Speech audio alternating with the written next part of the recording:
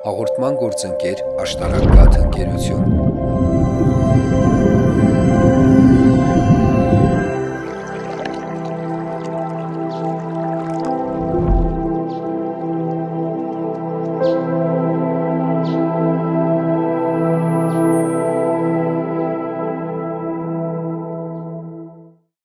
Հաղորդման գործընկեր Բայնայկա Բյուզիկ։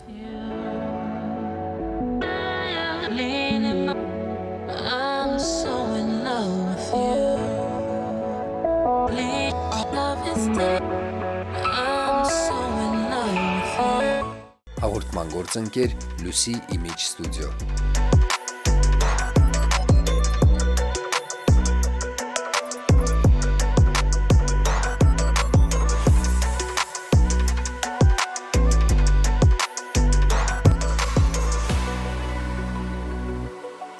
Բարև բարեկամներ, ասեմ, որ անչափ շատ եմ սիրում նման ֆորմատով նկարահանումները, մաքուր օդում, բնության գրկում, շուրջ բոլորը փեթակներ, իսկ թեման մեղուների զարմանահրաշ աշխարհը։ Որքան շատ ես լսում նրանց մասին պատմություններ, այնքան համոզվում ես, որ բնության ամենախելացի միջատը մեղուն է։ Սիրելի հայրենակիցներ, այս պահին ես գտնվում եմ Արմավիրի մարզի Վանանդ գյուղում։ Այստեղ է իր մեղվաբուծական բիզնեսը զարգացնում երիտասարդ մեղվապահ Հայկ Սողոմոնյանը։ Կատարում ենք դիտարկում, որպեսզի համոզվենք, տեսնենք բոլոր մեղուներն են լավ ու տեղասեր, թե կան մեղուներ, որ շրջանակները կարող է մեջ շրջված լինեն։ Տեղափոխությունից հետո կարևոր է, որ մեղվա ընտանիքի մորը կարողանանք գտնենք ու ամենակարևորը այս ժամանակահատվածում, որ մայրը վնասված չլինի։ Այս մեղվա ընտանիքները մի քիչ տարբերվում են մնացածից։ Այս դեպքում մեղվա փեթակի մեջ կա երկու մայր, սրանք երկմայր մեղվա ընտանիքներ են, այսպես Այսինքն մի մայրը աշխատում է այս հատվածում ու երկրորդ մայրը աշխատում է այս հատվածում։ Ներսը որ նայես սպիտակ կետեր է երևում։ Դրանք մեկ օրական ձվեր են ու հավանական է, որ մայրը կլինի այս կամ կողքի շրջանակի վրա։ Դաշտում լավ նեկտար կա, այնա լավ ձվարկում կա ահագին, փակ որդերն են, ովքեր որ մի քանի օրից արդեն դուրս կգան որպես մեղու։ Այո։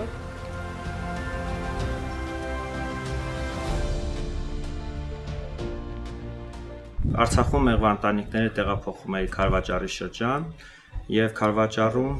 ստանում ենք եւ բավականին որակյալ եւ մեծ քանակով մեղր։ Պատերազմից հետո արդեն հնարավորություն չունենալով Քարվաճառ մեղվա ընտանիքներ տեղափոխելու, մեղվա ընտանիքները սկսել եմ տեղափոխել սկզբում Մարտակերտի շրջանի Հարությունագոմեր գյուղ։ Արդեն 2021 թվականին էլ տեղափոխել եմ Կուսանաս Լեռներ։ Չարաբաստիկ դեպքերի պատճառով ինչքան մեղվա ընտանիքներ ունեինք ու մնացած ամեն ինչը թողեցինք Արցախում եւ տեղափոխվելով Հայաստան նորից արդեն Հայաստանում սկսեցի այն հին ավանդույթները մեր վերականգնել։ Պատերազմի ժամանակ ծանոթացել էի նաեւ Տիգրան Սեդրակյանի հետ, ով հանդիսանում է մեղվաբուծության դարբնոց գիտակրթական կենտրոնի հիմնադիրը ու Տիգրան Սեդրակյանի միջոցով նաև ծանոթացել եմ սկզբում Հայաստանում շատ մեղվաբույսների հետ, սովորել եմ նաև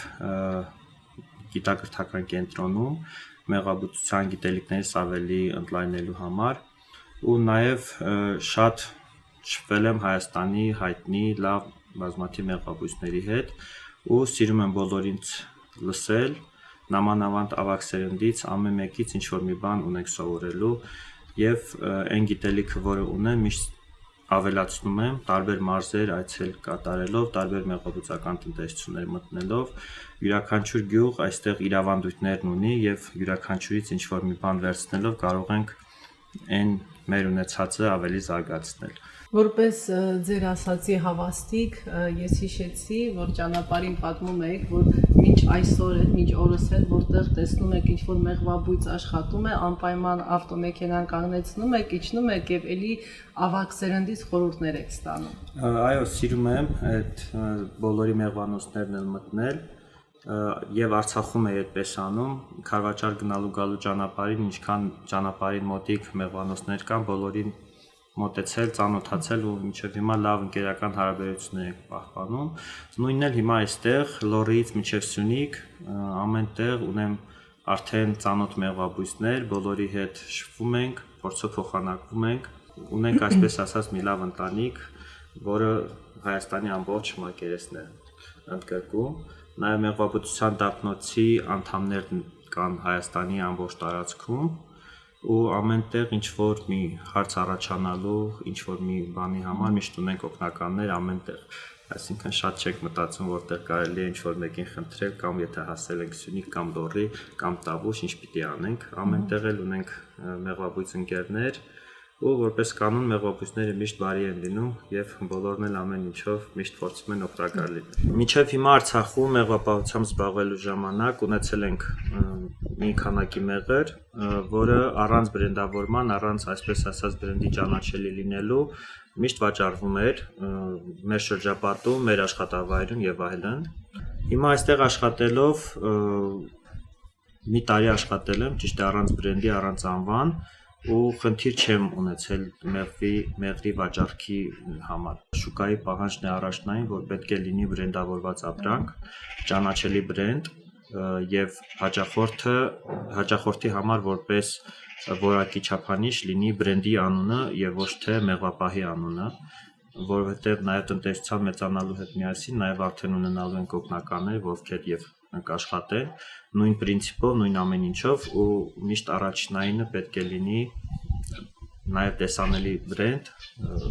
որը պիտի լինի որակի չափանիշ։ Ինչու Արցախանի շատ եմ այդ հարցի շուրջ քննարկել, շատ տարբեր կարծիքներ են եղել, բայց այն ամեն ինչը մեր արմատները, մեր ծնունդով Արցախից լինելու հանգամանքը պայմանավորված